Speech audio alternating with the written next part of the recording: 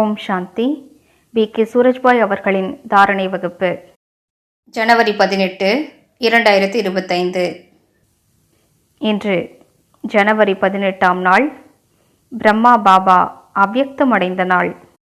படைப்பின் முதன்மையான ஆத்மாவாகிய இவர் இறைவனுக்கு அடுத்தபடியானவர், அனைவரிலும் உயர்ந்த தேவாத்மா. ஸ்ரீ கிருஷ்ணராக அவர் இருந்தார். மீண்டும் அவ்வாறு ஆகப் போகின்றார்.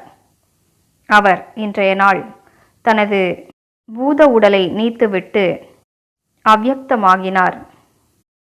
இன்றைய நாள் மிகுந்த மரியாதையோடும் அன்போடும் நமது ஸ்ரத்தையின் மலர்களை அவருக்கு அர்ப்பணிக்கின்றோம். நமது உண்மையான அன்பு, மரியாதை, ஸ்ரத்தையின் மலர்கள் என்பவை அவரை பின்பற்றக்கூடிய நிலையே ஆகும். அவர் மிக உயர்ந்த தவம் புரிந்தார்.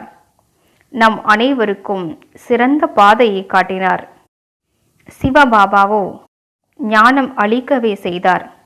ஆனால் அந்த ஞானத்தினை நடைமுறை வாழ்க்கையில் முதலில் பயன்படுத்தி பிரம்மா பாபா முன்னுதாரணமாக திகழ்ந்தார். நாம் அனைவரும் அவரை மிகவும் நேசிக்கின்றோம். நாமும் உயர்ந்தவர்களாக ஆக வேண்டும். நாம் அவரது குழந்தைகள் அல்லவா?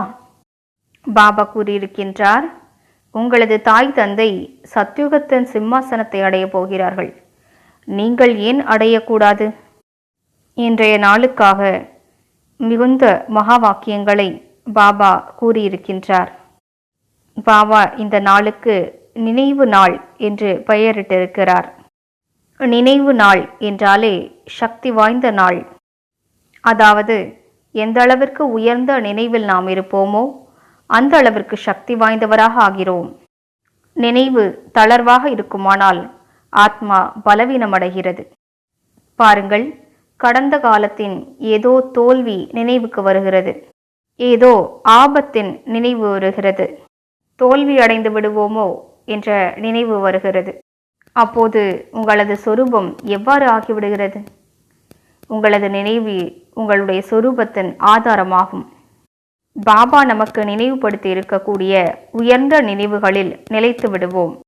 அப்போது நமது மனநிலையானது நிரந்தரமாக முன்னேறிக்கொண்டே செல்லும். பிரம்மா பாபாவின் இறுதி படிப்பினை நிராகாரி, நிர்விகாரி, நிரஅகங்காரி ஆகுக என்பதுதான். இப்படிப்பட்ட நிலையைதான் அவர் கடைசியில் அடைந்திருக்கிறார். அதாவது மனதளவில் நிராகார, உடலில்லாத ஆத்மாவாக தன்னை உணர்ந்திருக்கிறார். யோகம் தவம் செய்யும் போது நாம் நிராகார நிலையை நன்றாக பயிற்சி செய்வோம். வார்த்தைகளில் விகாரங்களற்றவராக நாம் இருக்க வேண்டும். நமது வார்த்தைகளில் விகாரங்களின் துர்நாற்றம் வீசக்கூடாது. சுப பாவனைகள், அன்பு, மாசற்ற தன்மை ஆகியவை நமது வார்த்தைகளில் நிறைந்திருக்க வேண்டும். மேலும் கர்மங்களில் அகங்காரமற்ற தன்மை. எப்போது நாம் கர்மங்கள் செய்கிறோமோ நமது மனநிலையானது அனைவருக்கும் தெரிய வருகிறது. எனவே கர்மங்களில் இவர் எத்தனை அகங்காரமற்றவர் என்பது பிறருக்கு தென்பட வேண்டும். எனவே இன்று இந்த 3 தாரணைகளின் மீது மிகுந்த கவனம் செலுத்துவோம். மேலும் இன்றைய பிரபுவினை சந்திக்கக்கூடிய நாளில் ஒரு விசேஷமான பயிற்சியை மேற்கொள்வோம். நாம் அனைத்தையும் விட்டுவிட்டு மேலும் பாபாவிடமிருந்து அனைத்தையும் பெற்றுக்கொண்டு வீட்டிற்கு திரும்பிச் செல்ல வேண்டும். இந்த கண்களால் என்னவெல்லாம் பார்க்கின்றோமோ அவை எதுவுமே இருக்க போவதில்லை. இந்த உலகினை 5 முறைகள் பாருங்கள். மேலும் எண்ணத்தை உருவாக்குங்கள். இங்கே கண்ணால் பார்க்கக்கூடிய எவையுமே இருக்க போவதில்லை. தங்க யுகம் வரப்போகிறது. இப்போது நாம் ஃபரிஷ்தாக்களாகி வீட்டிற்கு செல்கிறோம். பின்னர் பரந்தாமத்திலிருந்து தேவதைகளாக கீழே இறங்குவோம். ஃபரிஷ்தாவாக வீட்டை நோக்கி பறந்து சென்று பின்னர் தேவதையாகி பூமிக்கு இறங்குவோம். செல்ல வேண்டும், பின்னர் வர வேண்டும்.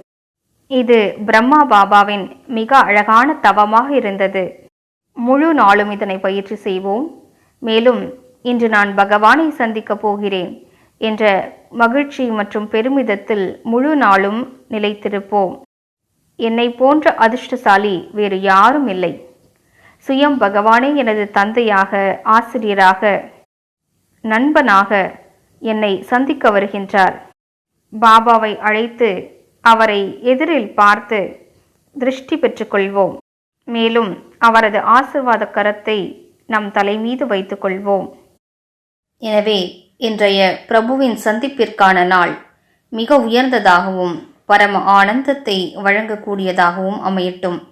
ஓம் சாந்தி.